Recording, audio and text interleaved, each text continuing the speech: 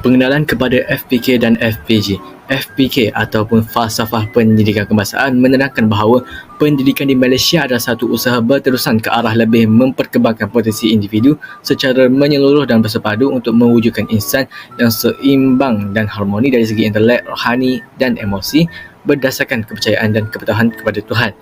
FPG pula, Falsafah Pendidikan Guru, menerangkan bahawa satu panduan untuk merealisasikan Falsafah Pendidikan Kebangsaan FPK. Falsafah Pendidikan Guru dapat membina guru yang memiliki tahap pemikiran yang tinggi supaya dapat memberikan sumbangan pendidikan yang terbaik di Malaysia.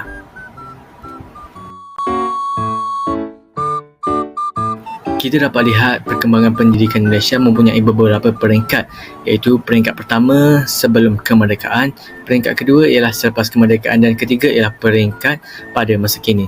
Sebagai contohnya ialah seperti dalam laporan Bernes pada tahun 1950 serta laporan Rahman Talib pada tahun 1960 dan juga Pelan Pembangunan Pendidikan Malaysia PPPM. Baiklah, kita pergi kepada sebelum kemerdekaan iaitu laporan Barnes 1950.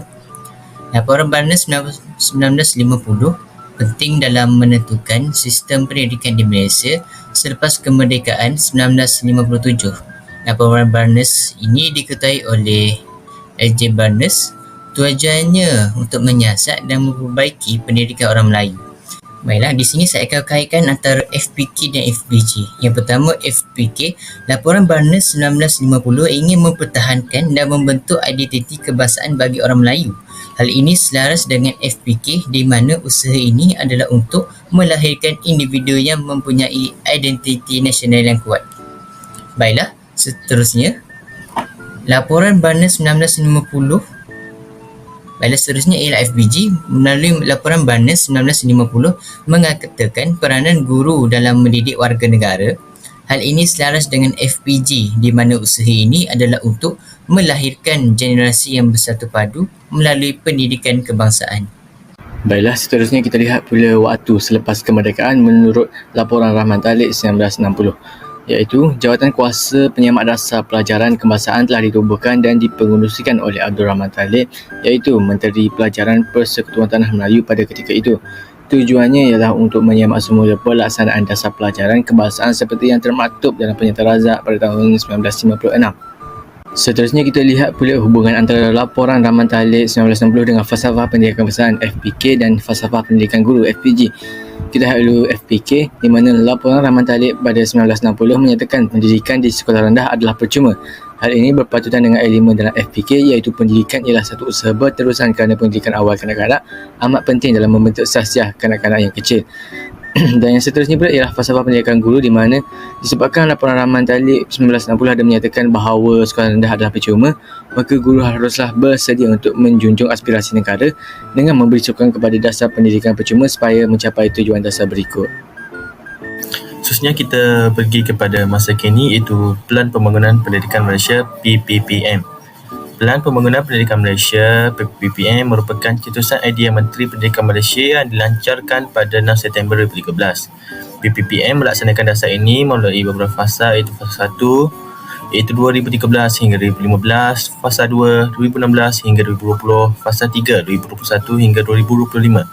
PPPM juga mempunyai 5 aspirasi atau dasar yang akan dicapai bermula dari 2013 hingga 2025. Kita pergi kepada fasa 1 iaitu penekanan terhadap menambah baik sistem bagi meningkatkan kadar literasi bahasa Melayu dan numerasi dan peningkatan kualiti guru setiada. Seterusnya ialah fasa 2 iaitu meningkatkan lagi skala kualiti meliputi aspek kokurikulum, penilaian dan pembangunan guru bagi menyesuaikannya dengan penggunaan dunia saat ini. Akhir sekali ialah fasa 3 itu memfokuskan ke arah kecemerlangan dengan prestasi melebihi standard minimum bagi meningkatkan pencapaian yang lebih tinggi bagi menghadapi cabaran masa hadapan. Kita pergi kepada analisis Pelan Pembangunan Pendidikan Malaysia PPPM. Fasa 1 itu kekuatan penekanan kepada pemerkasaan guru melalui latihan dan sokongan, peningkatan infrastruktur pendidikan termasuk kemudahan teknologi. Cabarannya ialah pelaksanaan yang tidak seragam di seluruh negara, terutama di kawasan luar bandar. Ketidakselarasan antara pelaksanaan dasar ini penerimaan di lapangan. Seterusnya ialah fasa 2, di mana kekuatannya ialah pengenalan kepada pendekatan pembelajaran berasaskan projek dan masalah, meningkatkan fokus pada pendidikan STEM dan kemahiran digital. Cabarannya ialah adaptasi pelajar dan guru terhadap kurikulum baru memerlukan masa dan sumber tambahan. Memastikan kesamarataan akses kepada pendidikan berkualiti masih menjadi isu di kawasan terpencil. Fasa 3, kekuatannya ialah menekankan pendidikan inklusif dan accessibility untuk semua, termasuk pelajar dengan keperluan khas. Memperkuatkan kerjasama antara institusi pendidikan dan industri untuk memastikan kesesuaian graduan dengan kebutuhan pasaran kerja. Cabarannya ialah memastikan semua pihak terlibat, termasuklah guru, pelajar dan ibu bapa menerima perubahan yang dicadangkan, keterbatasan sumber dan dana untuk melaksanakan semua inisiatif yang dirancang. Seterusnya kita pergi kepada hubungan PPPM dengan falsafah pendidikan kebangsaan dan juga falsafah pendidikan guru. Kita pergi kepada falsafah pendidikan kebangsaan terlebih dahulu, iaitu PPPM mempunyai persamaan dengan FPK dari segi memantapkan nilai moral murid-murid melalui pelbagai aktiviti kurikulum. Penilaian yang bagus menjadikan kemenjadian murid menjadi lebih cemerlang. PPPM akan menjadi satu usaha yang terbaik dalam merealisasikan falsafah pendidikan kebangsaan. Khususnya ialah kaitannya dengan falsafah pendidikan guru di mana PPPM menjadikan kualiti yang bagus daripada guru dapat menyumbang pada sistem pendidikan negara. PPM juga mementingkan pelbagai aspek penilaian dan kurikulum di mana ini memerlukan guru yang berkualiti untuk melakukannya.